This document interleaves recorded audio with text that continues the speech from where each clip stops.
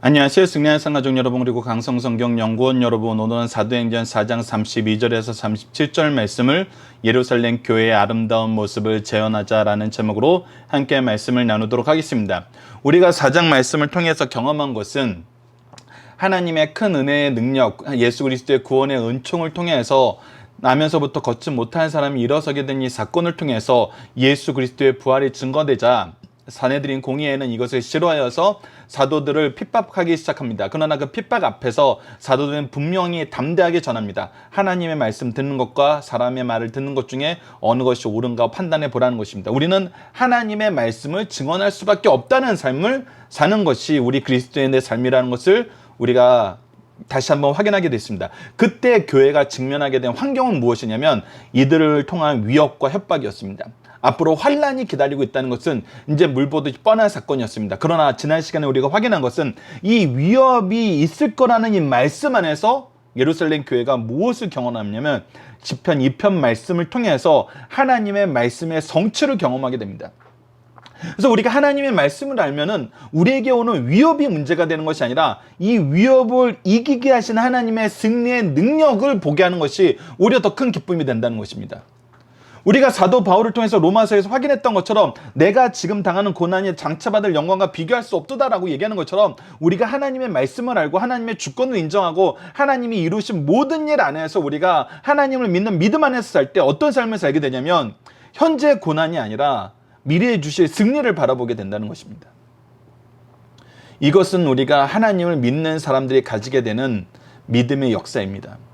이 믿음의 역사 안에서 이들은 무엇하는 삶을 살기를 기도했냐면 하나님을 전하는 하나님의 말씀, 복음, 예수 그리스도의 복음을 전하는 삶을 살 수 있도록 하나님의 은혜를 더하시고 능력을 더하시고 결과를 책임져 주실 것을 기도했습니다.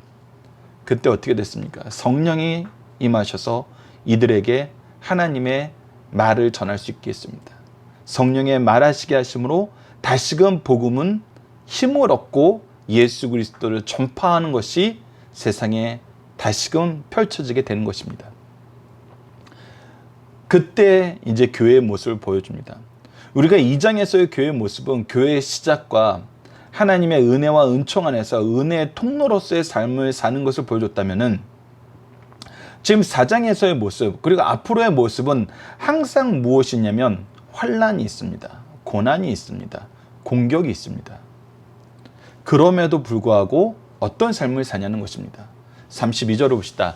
믿는 무리가 라고 시작합니다. 이제 우리가 이 부분에 대해서 분명히 알아야 됩니다. 우리가 믿는다는 것은 무엇입니까? 하나님을 믿는 것입니다. 특히 하나님이 우리를 향하여 이루신 구속의 역사를 믿는 것입니다.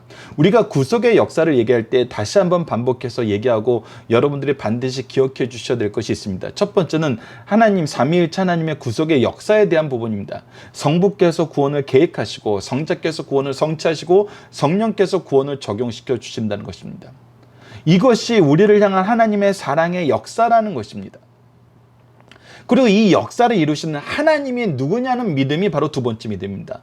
하나님은 우리가 시편 말씀을 통해서 끊임없이 선언되고 확인되었던 것처럼 하나님은 창조주이시고 통치하시는 주권자이시고 구원하는 구속주이시고 마지막 심판하는 심판주라는 것입니다. 그래서 만물이 주로 말미암고 주로 시작해서 주로 말미암고 주에게로 돌아가는 것이 너무나 당연하다는 것입니다. 그래서 우리는 하나님의 주권적인 통치 안에서 하나님을 믿고 하나님의 뜻 안에서 사는 그 믿음을 가진 것입니다. 하나님의 창조와 통치와 구속과 심판을 믿고 하나님이 우리를 향하여 주신 사랑의 은혜로 주신 구속의 역사, 계획하시고 성취하시고 적용하시는 역사 안에서 우리가 이 하나님이 우리에게 주신 이 은혜 안에서 우리에게 맡기신 사명을 향하여 한 마음이 되었다는 겁니다. 사명은 무엇입니까? 바로 우리가 사도행전 1장 8절과 마태복음 28장 19절로 20절에서 확인했던 것처럼 땅끝까지 이르러 복음을 전하라 하신 예수님의 그 지상 명령입니다. 그 명령에 우리가 하나 되었다는 것입니다. 하나님의 하나 되게 하심에 하나가 되었다는 것입니다. 우리의 뜻이 어떤 목적과 이유로 잠깐 합쳐졌다가 그 목적과 이유가 달성되거나 그 목적과 이유 안에서 서로의 의견이 분할되면은 흩어지는 그런 한마음과 한뜻이 아닙니다. 이것은 세상 사람들이 보여주는 한마음과 한뜻입니다. 우리가 가진 한마음과 한뜻은 하나님을 향한 한마음과 한뜻, 하나님이 주신 사명 안에서의 한마음과 한뜻입니다. 이거 안에서는 무엇이 있다고요? 하나님에 대한 바른 신앙 고백이 있다는 것입니다. 창조주 하나님, 통치자 하나님, 구원의 하나님, 심판의 하나님. 그리고 이 구속을 이루시는 삼위일체 하나님의 역사, 계획하시고 성취하시고 적용하시는 역사. 이 안에서 우리가 살고 있고 이 안에서 교회가 세워졌고 이 안에서 교회가 사명을 감당하게 된다는 것입니다. 그렇기 때문에 어떤 삶을 살 수 있냐면 모든 물건을 서로 통용하고 자기 재물을 조금이라도 자기 것이라고 하는 이가 하나도 없더라. 이건 너무나 이제 당연한 것입니다. 하나님의 창조를 알아요. 하나님의 통치를 알아요. 하나님의 구속을 알고 하나님의 심판을 알아요. 그러면 하나님의 창조를 아는 거 안에서 우리는 이미 무엇을 알 수 있냐면 하나님이 모든 것을 창조하신 주인임을 고백할 수밖에 없어요. 하나님이 통치하신다는 걸 통해서 하나님의 통치의 질서를 따르는 것이 우리의 삶의 모습이라는 걸 알아요. 그리고 구속의 하나님이라는 걸 통해서 우리에게 주신 물질을 어떻게 써야 되는지 알고 우리가 마지막 심판의 하나님이라는 걸 통해서 우리가 그 나라를 소망하고 있다는 것을 우리에게 보여줘요. 그래서 이것은 내 것이 아니에요. 하나님이 주신 거예요. 하나님의 뜻대로 써야 돼요. 그래서 우리가 은혜로 받은 것을 은혜로 사용한다는 이 은혜의 통로에 대한 이 개념 안에서 우리의 물질관이 형성이 된다는 거예요. 그래서 하나님에 대한 바른 신앙 고백, 바른 물질관, 이 안에서 우리가 이 세상을 살아나가는 거예요. 그런 사람들이 모임을 우리가 뭐라고 부르냐면 믿는 무리의 모임. 우리가 12장에서 경험하는 것처럼 이제 그리스도인이라고 불리게 되는 거예요. 이런 삶의 사람들의 모임이 바로 교회인 곳이에요.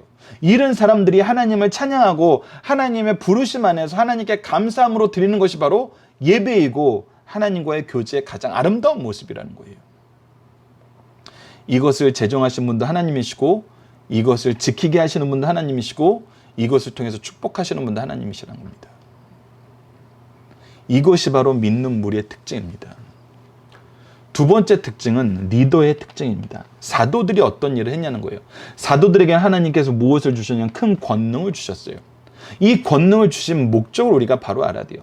사도들에게 큰 권능을 주신 목적은 우리에게도 큰 권능을 주신 목적과 일치해요. 그것이 바로 무엇이냐면 주 예수의 부활을 증언하는 삶을 살게 하셨다는 거예요. 근데 주 예수의 부활을 증언하게 하는 삶을 통해서 우리가 얻게 되는 결과는 놀라요. 뭐냐면 우리가 큰 은혜를 받는다는 거예요.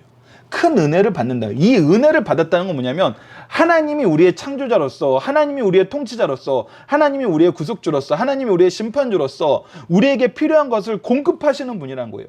하나님의 창조의 질서 안에서 온 우주는 하나님의 공급하심이 없으면 살 수 없는 존재라는 것을 우리가 인식하게 되었다는 거예요. 그래서 나의 나된 것이 하나님의 은혜임을 고백하게 된다는 거예요. 나의 생명도, 나의 시간도, 나의 모든 관계도, 나의 재능도, 나의 물질도 모두 하나님이 은혜로 주신 것임을 우리가 깨닫게 되는 거예요. 무엇을 통해서? 예수 그리스도의 부활의 증언을 통해서. 즉 예수를 통하지 않고는 우리가 이것을 온전히 경험할 수 없다는 거예요. 그래서 사도들은 뭐 하는 사람이다? 예수 그리스도의 부활을 증언하는 사람이라는 거예요. 이것이 교회에서 활발해져야 된다는 것입니다. 자, 이런 교회의 모습을 여러분들 다시 한번 생각해 보시죠. 믿는 무리라 그랬어요. 하나님을 향한 바른 믿음이 있어요. 하나님이 창조주의를 믿고 통치자이심을 믿고 구속주의를 믿고 심판주의심을 믿어요. 그리고 나에게 주신 모든 것이 하나님의 은혜임을 알아요. 그리고 지도자는 모든 것을 예수 그리스도의 부활을 증언하는 삶으로 나에게 주신 은혜를 사용하고 이 은혜가 나에게서 멈춰지는 것이 아니라 성도들에게 풍성하기를 항상 기도해요. 그리고 실제로 은혜 주시는 하나님의 역사를 우리가 확인시켜주는 삶을 살아요. 그 교회는 무엇이 없을까요? 그 교회는 분쟁이 사라집니다. 그 교회는 절망이 사라집니다. 그 교회는 죽음이 사라집니다. 하나님의 영생하게 하시는 능력이 있는 거예요. 여러분, 그랬을 때 교회의 연약한 부분이 보충이 되는데 잘 보십시오. 34절입니다. 그 중에 가난한 사람이 없으니 라고 얘기하고 있습니다. 여러분들, 가난한 사람이 없으니라는 이 표현은 우리가 면밀하게 따져서 들어가면은 정말 사용하기 힘든 언어입니다. 특히 가난의 의미를 우리가 팔복에서 발견할 수 있는 것은 무엇이냐면 단순히 이 물질적인 가난함을 얘기하는 것이 아닙니다. 여러분, 가난에는 물질적인 가난보다 정서적인, 성경적으로 우리가 더 정서보다 중요하게 놓는 영적인 가난함도 함께 있습니다. 이 물질적이다, 영적이다라고 어떤 면에서건 이 가난하다는 표현의 성경적인 의미는 뭐였습니까? 우리가 팔복을 통해서 확인했던 것처럼 은혜가 아니면 살 수 없는 상황. 그러니까 내가 무엇인가 좀 하면은 개선될 수 있는데, 개선될 수 있는 그런 시간을 우리에게 허락하거나 개선될 때까지 조금이라도 보호가 필요한, 그 일시적인 보호가 필요한 상태가 아니에요. 혹은 조금만 도움받으면 더 빨리 회복될 수 있어. 이게 가난한 삶의 모습이 아니에요. 철저하게 무너진 삶의 모습이에요. 은혜가 아니면 살 수 없네요. 제가 할 수 있는 건 하나도 없네요. 이것은 내가 좀 가졌다고 해서 해결되는 그런 상황이 아니라는 거예요. 내가 좀 있다고 해서 상황이 해결되는 상황이 아니라는 것입니다. 내가 본질적인 문제를 깨뚫게 됐다는 거예요.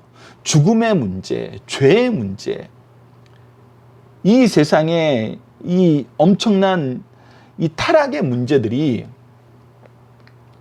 우리가 해결할 수 없다는 것을 깨닫는 거예요. 오직 하나님의 은혜가 아니면 살 수 없습니다를 고백하는 거예요. 이거는 두 가지예요. 다시 한번 얘기하면 물질과 영적인 부분 다 얘기하는 겁니다. 여러분들, 그리고 이미 우리가 알고 있던 것처럼 물질적으로나 영적으로 피폐된 사람은 한쪽이 피폐되면 다른 쪽도 같이 피폐가 돼요. 우리의 눈하고 같습니다. 여러분, 우리의 눈이 어떤 상태냐면 한쪽 눈이 시력을 잃으면은 다른 쪽도 같이 시력이 점점 나빠져서 같아지려고 그래요.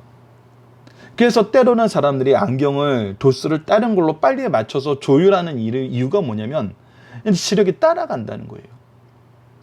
그래서 물질에 대한 가난함은 영적인 가난함을 수반하게 되고, 영적에 대한 가난함은 이 물질이 풍요 속에서도 부족함을 느끼고 갈급함을 느끼는 상황으로 가요.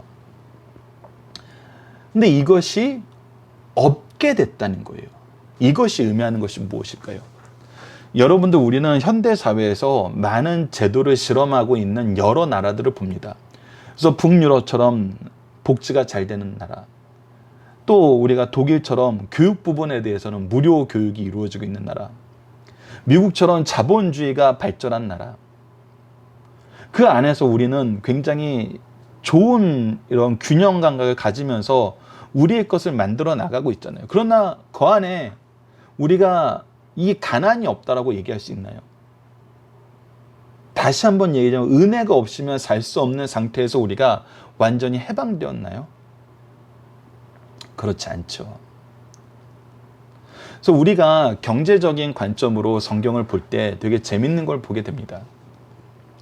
우선 물질적인 부분을 한번 예를 들어서 설명을 해드릴게요. 우리가 성경에서 보면은 11조에 대해서 굉장히 강조하는 걸 볼 수 있어요. 그러니까 10분의 1을 하나님께 드리는 거예요.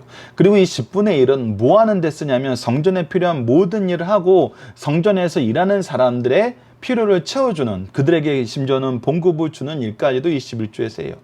그러나 성경을 자세히 보면 11조만 얘기하지 않아요. 여러 가지가 있어요. 그래서 어떤 경제학자들이 이 성경에 나오는 이 물질, 헌금에 대한 문제, 이 부분을 계산을 해봤더니 대략 30% 정도를 얘기를 하더라고요. 근데 되게 재밌는 거는 이 현대 사회에 30%보다 더 많은 세금을 걷어나가는 제도를 가진 나라들이 있어요. 근데 그 나라의 이 가난의 문제가 해결됐나요? 아니면 여러 가지 제도를 쓰고 있어요.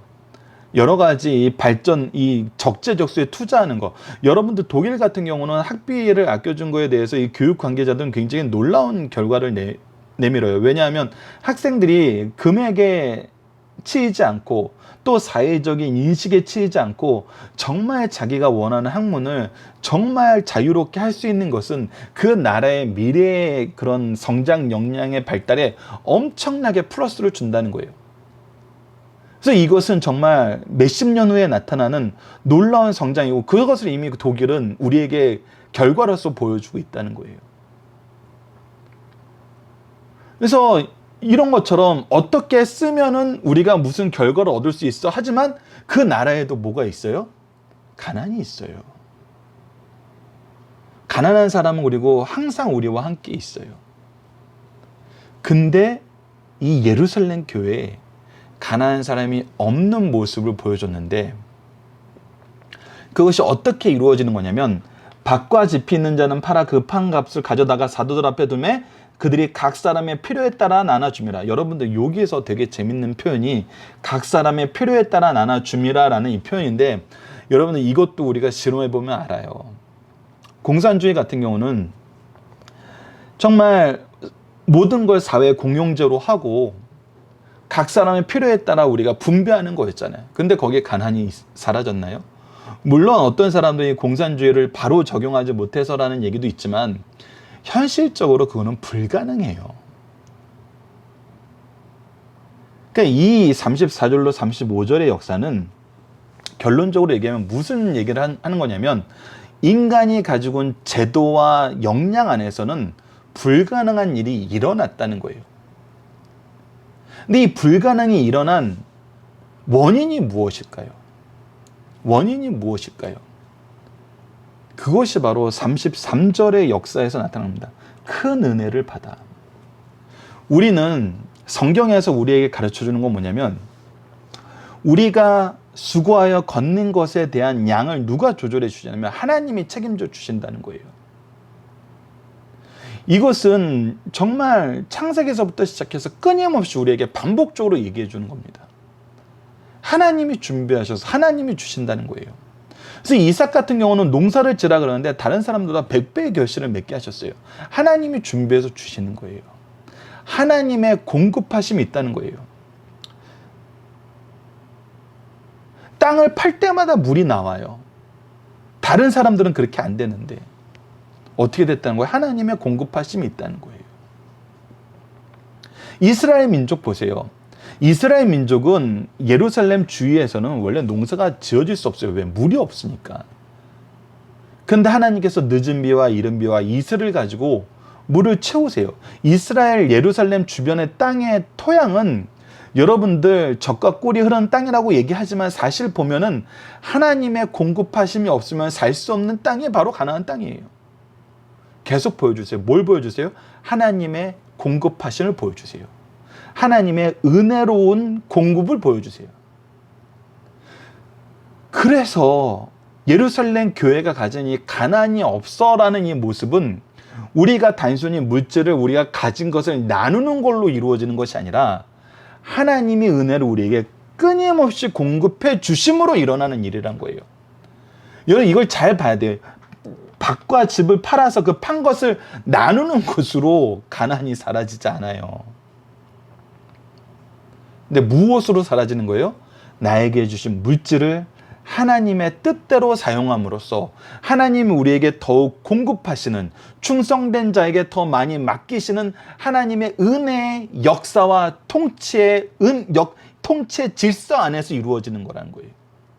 그것을 우리에게 설명해 주는 것이 바로 달란트 비유죠. 하나님의 뜻대로 일할 때 반드시 결실을 맺어요. 결실을 2배를 맺어요. 여러분 이거는 놀라운 역사예요. 이 사업을 아시는 분들은 내가 2배의 이익을 남겨? 이거는 엄청난 역사예요. 근데 어떻게 해요? 악한 종의 것을 빼앗아서 더 맡기시잖아요. 더 많이 주셔서 더 많은 일을 하시게 하셨다는 거예요. 그것이 바로 이스라엘 민족의 역사였고 교회의 역사였다는 것입니다. 그래서 34절과 35절의 이 말씀은 우리가 하나님의 은혜를 나눌 때 물질적인 가난함, 영적인 가난함이 사라지는 하나님의 충만한 은혜와 평화의 은혜와 참된 기쁨의 은혜와 승리의 역사가 이 교회에 있게 되었다는 거예요. 하나님이 이것을 허락해 주셨다는 거예요. 거기에 플러스 무엇까지 있냐면, 교회가 새로운 일을 할 때는 기존에 있던 사람들이 하기 어렵고 힘든 일이 있을 수 있어요. 그때 하나님이 어떻게 하세요? 새 일꾼을 보내주세요. 너무나 놀라운 일꾼을 보내주세요. 36절을 봅시다. 구브로에서 난 레이족 사람이 있으니 이름은 요셉이라, 사도들이 일컬어 바라마라, 번역하면 위로의 아들이라 하니. 우리가 잘 알고 있는 그 바나바예요. 그 바나바가 뭐 했냐면, 첫 번째는 물질의 헌신을 했어요. 그가 밭이 있으면 팔아 그 값을 가지고 사도들의 발 앞에 두니라 라고 하면서 물질의 헌신을 했고, 이 사람이 앞으로 사도행전을 통해서 보여주는 것은 뭐냐면, 그가 재능의 헌신을 했고 시간의 헌신을 했어요. 그래서 우리가 뒤에서 보는 것처럼 이방 교회에 새로운 역사가 일어날 때 이 바나바가 파송되어서 그곳에서 하나님의 은혜에 주목하라고 사람들이 이끌었어요. 그리고 사람들이 이끌 때 필요하자 사도 바울을 그가 데리고 와서 안디옥 교회 일꾼으로 세웠어요. 그러면서도 사도 바울이 끊임없이 제자들에게 의심을 당할 때 그를 변호하고 변론하면서 사도들과 제자들과 교제할 수 있도록 도왔어요. 참으로 위로의 아들이었어요. 참으로 놀라운 일꾼이었어요. 이런 일꾼을 하나님께서 어떻게 하신다는 거예요? 보내주신다는 거예요. 무엇을 위해서? 하나님의 뜻을 이루게 하시기 위해서. 우리가 신앙생활 하다가 경험하게 되는 것이 바로 이런 것입니다. 첫 번째는 우리의 믿음이 확신해져요. 하나님에 대한 믿음, 우리에게 주신 은혜의 믿음이 확실해져요. 그리고 우리가 무슨 일을 해야 되는지 분명히 알아요. 예수 그리스도의 부활을 증언하는 일이에요. 이 일에 하나님의 은혜가 풍성하게 임함을 경험합니다. 그러면서 우리가 새로운 일에 하나님의 부르심을 받을 때 하나님 반드시 우리를 위해서 준비된 일꾼을 보내주세요. 앞으로 준비된 일꾼에 대해서 바나바도 보지만 사도 바울도 하나님이 쓰시기 위해서 어떻게 그의 인생을 조율하면서 쓰셨는지 보면은 우리가 놀라운 은혜를 나눌 수 있습니다. 자, 아래 적혀있는 고린도후서 8장 13절과 15절은 바로 34절과 35절 말씀에 대한 더 자세한 설명입니다. 특히 32절 말씀하고도 연결이 되어 있죠. 자, 고린도후서 8장 13절 15절은 이렇게 기록되어 있습니다. 이는 다른 사람들을 평안하게 하고 너희는 공고하게 하려는 것이 아니요 군등하게 하려 함이니. 자, 보십시오. 우리가 이 말씀을 우리의 것을 팔아서 사람들에게 필요에 따라서 나눠줘, 이렇게 이 말을 처음 딱 들으면은 이 말씀이 우리에게 어떻게 들리냐면 공고한 말씀으로 들려요. 그래서 다른 사람들은 일하지 않고 그냥 편하게 우리가 주는 거로 나눠 먹고 우리는 힘들게 일하면서도 더 나은 삶은 못 살고 그냥 그 사람들한테 다 부어주라는 얘기야? 이렇게 들릴 수 있거든요. 근데 뭐라 그러냐면 이것이 아니라 균등하게 하렴이래요.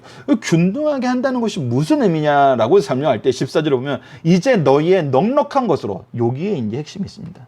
하나님은 너희들에게 무엇을 주신다? 넉넉함을 주신다는 거예요. 그것이 어느 분야인지 우리는 알 수 없어요. 달란트로서도 표현이 되고 재물로도 표현이 되고 말씀의 지혜로도 표현이 되고, 우리가 정말 이 고린도 전후서를 통해서 설명되는 것을 보면은 너무나 많아요, 그것이. 근데 그것이 항상 넉넉한 것이. 근데 이 넉넉한 것은 무엇을 하는 데 쓰냐면 부족한 사람들을 보충하는 데 쓰라는 거예요. 즉 하나님이 너에게 값없이 주신 은혜, 하나님이 너를 미리 준비시키시고 훈련시키셔서 얻게 하신 그것을 어떻게 하라는 거예요? 값없이 사용하라는 거예요. 은혜로서 베풀라는 거예요. 하나님이 주신 축복의 통로가 되어서 이것을 베풀라는 거예요. 그때 너는 또 무엇을 경험하냐? 우리가 성도의 교제에서 얘기했던 거죠. 후에 그들의 넉넉한 것은 너희의 부족한 것을 공급하여 균등하게 하려 합니다. 그래서 하나님이 또 누군가에게 더 넉넉하게 주신 것 중에 우리에게 부족한 것을 채우신다는 거예요.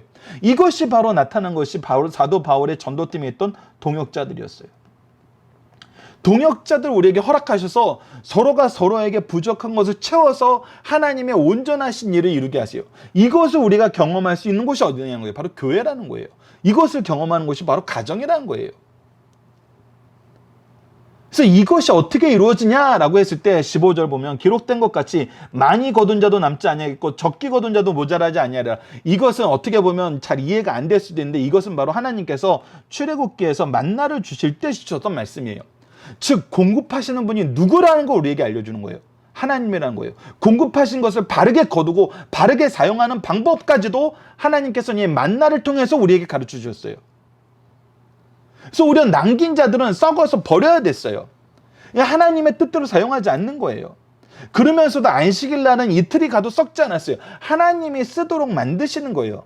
그러니까 주시는 분도 하나님이시고 사용하는 방법을 가르쳐주는 하나님이고 사용할 목적을 우리에게 제시하는 분도 하나님이라는 거예요. 그러니까 하나님의 뜻대로 썼을 때는 우리가 균등하게 하여서 오히려 성장하게 된다는 거예요. 오히려 풍성하게 된다는 거예요. 그래서 이 풍성한 은혜를 하나님은 우리를 통해서 사람들에게 나눠주시기를 원하는 거예요. 그래서 교회가 축복의 통로가 되는 거예요. 그래서 우리가 하나님의 뜻 안에 있을 때는 나누는 사람이 되고 주의를 하나님의 축복으로 채우는 사람이 됩니다. 우리의 교회와 우리의 가정이 바로 이런 모습의 삶을 산다는 거예요. 그러면서도 억울하지 않고 공고하지 않아요. 왜? 하나님이 우리에게 더 공급해 주시기 때문이에요. 우리는 뿌린 만큼 거둔다는 그 원리도 있지만 그것을 뛰어넘는 더 높은 원리가 뭐냐면 주신 분은 하나님이시오, 걷어가는 분도 하나님이란 거예요. 하나님의 뜻대로 쓸 때는 하나님이 공급하시기 때문에 우리가 하나님과 함께 있으면 두려움이 없다는 거예요. 그래서 우리가 로마서 8장 32절 말씀을 통해서 본 거는 그 아들도 아끼지 아니하신 분이 무엇을 아끼겠냐는 거예요. 의심하지 말라는 거예요. 하나님의 공급하심은 정말 우리 모두를 넉넉하게 할 뿐 아니라 더 크게 만드십니다. 그래서 하나님의 뜻대로 사용하라는 거예요. 은혜의 통로로서의 삶을 살라는 것입니다. 자, 본문 묵상입니다. 교회의 공동체의 특징은 무엇입니까? 바로 믿는 무리의 모임이라는 거예요. 믿는 무리는 무엇을 믿습니까? 하나님의 창조와 통치와 구속과 심판을 믿습니다. 그리고 하나님의 삼위일체 하나님의 구속사를 믿습니다. 구원을 계획하시고 성취하시고 적용하심을 믿습니다. 그래서 이 모든 것을 우리에게 허락하시기 위해서 값없이 주신 은혜 안에서 우리가 부르심을 받았다는 것을 믿는 사람들이에요. 그래서 우리에게 주신 것을 하나님의 뜻대로 쓰는 것이 당연하다고 고백하는 사람들입니다. 두 번째, 교회 지도자들의 특징은 무엇이니까? 바로 예수 그리스도의 부활을 증언함으로 은혜의 통로가 되는 사람이란 거예요. 하나님과의 관계가 회복되는 유일한 길은 예수 그리스도의 죽으심과 부활입니다. 그래서 이것이 없이는 우리가 하나님과 올바른 관계를 맺지 못해요. 하나님의 공급하심의 코드가 연결되지 않아요. 예수 그리스도를 통하지 않고는. 근데 예수 그리스도를 통하지 않고 우리가 얻는 것이 있다라고 얘기하는 것은 유일한 방법은 남의 것을 뺏는 방법이에요. 그러니까 예수 그리스도를 가르치지 않고 예수 그리스도의 뜻을 실천하지 않는 사람들은 남의 걸 뺏어야 돼요. 여러분들 우리가 현대 사회의 교회들을 잘 살펴보세요. 그리스도의 은혜를 나누는가? 남의 것을 조금이라도 빨리 포착해서 우리가 뺏는 삶을 사는가? 이거를 보면은 우리의 모습을 우리가 스스로 진단해 볼 수 있어요. 세 번째, 교회에서는 무엇이 사라지나요? 가난이 사라져요. 여러분들 그런데 보십시오. 빈부격차가 더 심해지는 것이 있고 때로는 교회 앞에서 억울함을 호소하는 사람들도 있어요. 이것은 우리가 수정해야 되는 것입니다. 수정하는 것이 아니라 우리는 이 부분을 회개해야 되는 것입니다. 그리고 교회 성장에서 나타나는 특징은 무엇입니까? 하나님이 우리를 위해서 보내주신 새로운 일꾼이 있다는 거예요. 정말 필요한 일꾼을 필요할 때 보내주세요. 자, 본문의 중심사항입니다. 첫 번째, 성령 충만한 예루살렘 교회는 성도들이 마음과 뜻을 같이 하고 재물을 공유하며 부활의 복음을 전하는 데 힘을 함께 모았다는 것입니다. 이는 모든 일에 그리스도를 구심점으로 삼아서 각 사람의 차이를 초월하여 서로가 한 마음 한 뜻으로 성령 안에서 하나가 되었기 때문입니다. 모든 교회와 성도들이 이러한 모습을 본받을 것을 우리에게 가르쳐주고 있습니다. 두 번째, 예루살렘 교회가 물질을 공유하며 물질로 구제할 수 있었던 것은 그리스도 안에서 바른 물질 가진 관을 가진 교회였기 때문입니다. 그들은 물질에 최고의 가치를 부여하지 않고 물질은 자기에게 위탁된 누구의 소유? 하나님의 소유라는 확고한 신념이 있었어요. 이건 하나님의 것이에요. 하나님이 공급하시는 거예요. 하나님이 주신 거예요. 그렇기 때문에 하나님의 뜻대로 사용해야 되는 거예요. 그래서 물질을 자기만을 위해서 있지 않고 필요한 곳에 공급되어지기 위해서 있는 것을 보았어요. 우리를 통해서 축복을 전하시는 거예요. 이것은 창조 때부터 하나님이 정하신 창조의 질서예요. 우리를 통해서 세상을 축복하시는 거예요. 주님께서 재림하실 때까지 교회와 성도는 초대교회처럼 바른 물질관을 가져야 할 것을 가르쳐 주신 말씀입니다. 세 번째, 물질을 바르게 쓰는 대표적인 사람인 바나바를 소개하고 있어요. 바나바라 이름은 권면자, 위로자란 뜻입니다. 그는 자신의 전 재산을 약한 자를 위해서 쓸 뿐 아니라 자기 전생애를 바쳐 주의 일을 헌신했어요. 신약시대가 열리면서 이렇게 훌륭한 인문을 보여주심으로써 모든 교회에는 이렇게 겸손한 헌신자가 필요하다는 것을 말씀하시면서 동시에 이런 일꾼을 우리에게 허락하신다는 거예요. 언제? 우리가 한 마음 한 뜻으로 믿는 사람의 모임으로써 하나님의 은혜 안에서 그리스도의 부활을 증언할 때, 우리의 삶의 모습이 하나님의 뜻 안에서 이루어질 때 우리에게 필요한 자를 보내주십니다. 자, 본문 다짐입니다. 교회는 어떻게 한 뜻이 될 수 있습니까? 우리가 이 32절 말씀을 좀 더 자세히 풀이해서 우리에게 소개한 말씀이 빌립보서 1장 1절로 8절 말씀입니다. 특히 2절 말씀을 보면은 마음을 같이 하여 같은 사랑을 가지고 그 뜻을 합하여 한 마음을 품어. 여기서 같은 사랑은 누구의 사랑이냐면 예수 그리스도의 사랑이에요. 예수 그리스도께서 우리에게 보여주신 사랑이에요. 그래서 이 사랑은 어떤 특징을 가지고 있냐면 3절에 아무 일이든지 다툼이나 허영으로 하지 않고, 이 사랑을 할 때는 다툼과 허영이 나타나지 않아요. 오직 겸손한 마음으로 각자 자기보다 남을 낮게 여기고, 그래서 오히려 낮아짐으로 사랑을 해요. 섬김으로 사랑을 해요. 지식은 교만을 가져오나 사랑은 덕을 가져온다는, 우리가 이 고린도 전서 말씀을 통해서 봤던 것처럼 우리가 하나님의 일을 한다고 하면서도 사랑으로 섬김으로 하지 않으면은 오히려 상처를 주고 교만만 남아요. 그래서 우리가 낮아질 수밖에 없죠. 우리가 우리의 능력과 우리의 자랑과 우리의 경건과 권능으로 이것을 얻은 것이 아니거든요. 하나님이 은혜로 주신 거거든요. 그래서 이것을 가지고 뭘 하냐면 각자 자기 일을 돌볼 뿐만 아니라 나에게 맡겨진 하나님의 일을 할 뿐만 아니라 또한 각각 다른 사람의 일을 돌보아 나의 기쁨을 충만하게 하라. 그리고 부족한 사람을 돕는 삶을 사는 거예요. 연약한 사람을 세우는 삶을 사는 거예요. 그러면서도 항상 어떻게 해요? 5절 보면 너희 마음에 이 마음을 품으라. 곧 그리스도 예수의 마음이니 그는 근본 하나님의 본체이시나 하나님과 동등됨을 취할 것으로 여기하지 않으시고 하나님이시지만 하나님의 위치에 앉지 아니하시고 오히려 자기를 비워 종의 형체를 가져서 사람의 모습으로 나타나서 낮아지셨어요. 창조자가 피조물의 모습이 되어서 낮아지셨어요. 그래서 사람과 같이 되시고 사람의 모양으로 다 자기를 낮추시고, 근데 이 사람들 가운데서 야 내가 하나님으로 왔으니까 사람 중에는 가장 높아, 이게 아니라 오히려 사람들 안에서도 낮춰졌어요. 예수님의 인생을 보면 이것이 나타나잖아요. 그리고 어떻게 해서 죽기까지 복종하셨어요. 이 죽기까지 복종하셨던 뭐예요? 죄의 세력에까지 항복하셨다는 거예요.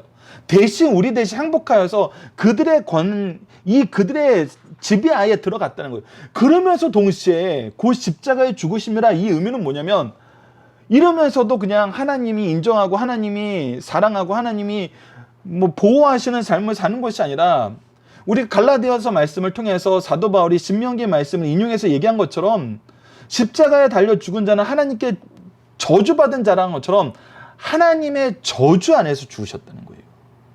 누가 받을 저주를 끌어안고 죽으셨다는 거예요. 우리가 받을 저주를 끌어안고 죽으셨다는 거예요. 즉 우리의 죄의 책임을 예수님이 지셨다는 거예요. 이것이 바로 제사장적 신앙이죠. 그런데 이 마음으로 우리에게 어떻게 하라? 사랑하라. 이 사랑으로 하나 되라 그러세요.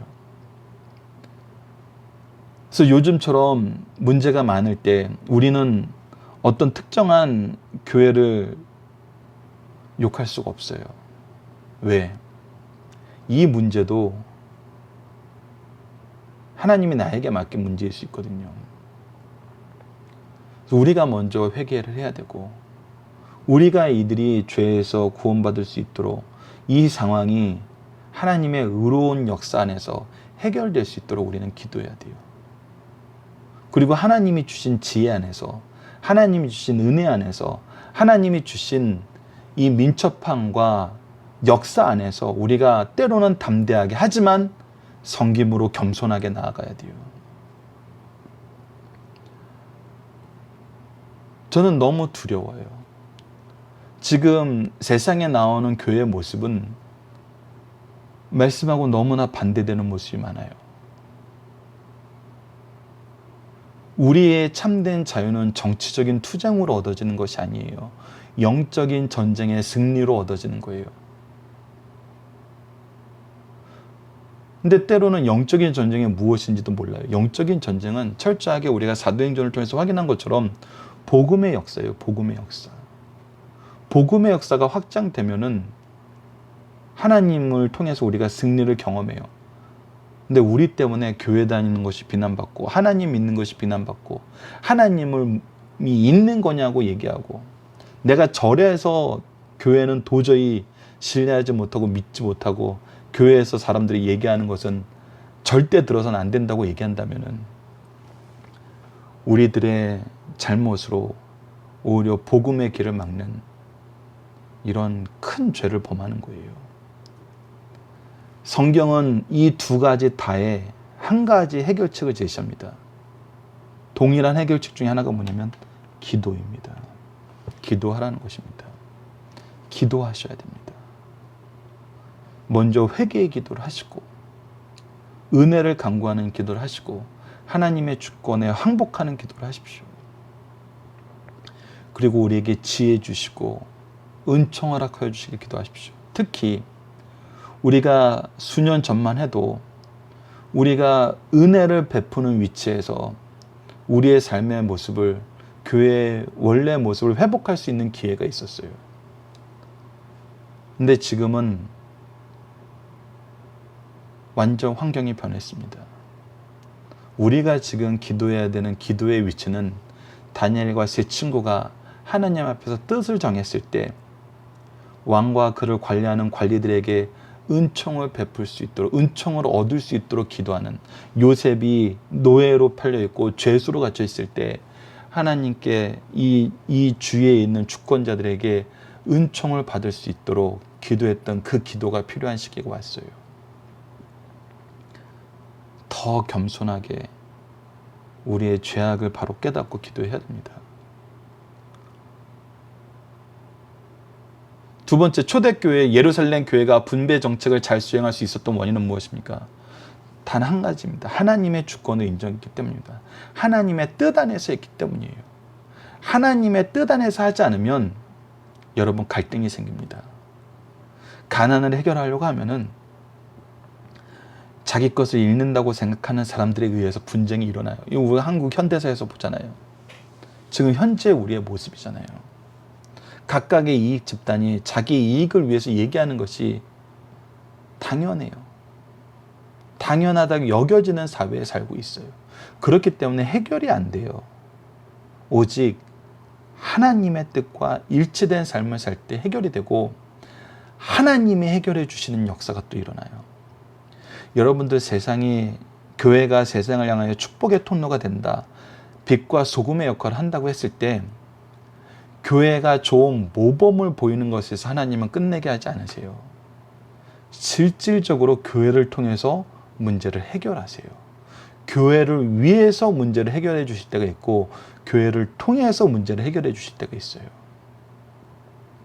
이 역사는 성경에 계속 기록된 역사입니다. 그리고 교회의 역사에 나타난 역사예요. 이것을 우리가 기억하면서 참된 회복의 역사가 하나님이 교회를 통해서 이루어 주실 것을 소망하고 이 일을 약속하셨기 때문에 우리가 믿음을 가지고 기도하여서 참된 평안을 맛보는 이 시대의 성도들이 되었으면 합니다. 본문 적용합니다. 우리는 교회 리더에 대해서 어떤 기준을 가지고 있나요? 오늘 본문을 통해서 그 기준을 점검해 봅시다. 교회 리더는 여러분들 세상 것인 것이 아니에요. 하나님을 향한 거예요. 하나님 뜻 안에서 하는 거예요. 우선 바른 신앙관입니다. 하나님의 창조와 통치와 구속과 심판, 이것을 통해서 하나님의 주권을 인정하는 거예요. 우리가 누구를 따르는 사람이고 누구의 백성이냐는 것을 분명히 알아야 됩니다. 그리고 물질관에서는 하나님의 은혜로 우리가 통로가 된다는 거예요. 서로에게 통로가 된다는 거예요. 이것이 바로 성도의 교제의 모습이라는 거예요. 이 두 가지가 우리가 바로 서 있는 사람이 교회 리더가 되지 않으면은 현재 나타나고 있는 엄청난 일들에 직면할 수밖에 없음 우리는 경험하는 세대에 살고 있습니다. 우리가 속히 말씀으로 돌아가고 하나님의 뜻으로 돌아가서 교회와 예배가 회복되는 이 놀라운 역사를 우리에게 허락해 주실 것을 기도하고 또 기대하면서 이 시대를 정말 지혜롭게 살 수 있도록 하나님께 기도하는 시간을 더 많이 갖길 기도합니다. 자, 이번 주 공동 기도 제목은 우리의 가정과 교회가 거룩함을 유지하게 하여 주소서. 이 일을 위해 바른 질서를 세우게 하시고 사랑의 징계와 고난도 감사하게 하여 주소서라고 기도합시다. 그리고 오늘 본문 말씀을 통해서는 가정과 교회 리더가 그리스도의 복음으로 세워진 바른 신앙관과 하나님의 주권을 인정한 물질관과 사회관을 통해서 복음을 위해서 수고하는 그 사명을 수행하는 사람이어야 됩니다. 그리고 이 사명 안에서 예수 그리스도의 부활의 증언을 통해서 세상에 은혜를 전하는 일꾼으로 세워질 수 있도록 기도하는 우리 승리의 산 가족 여러분들, 강성 성경 연구원 여러분들이 기도합니다. 감사합니다.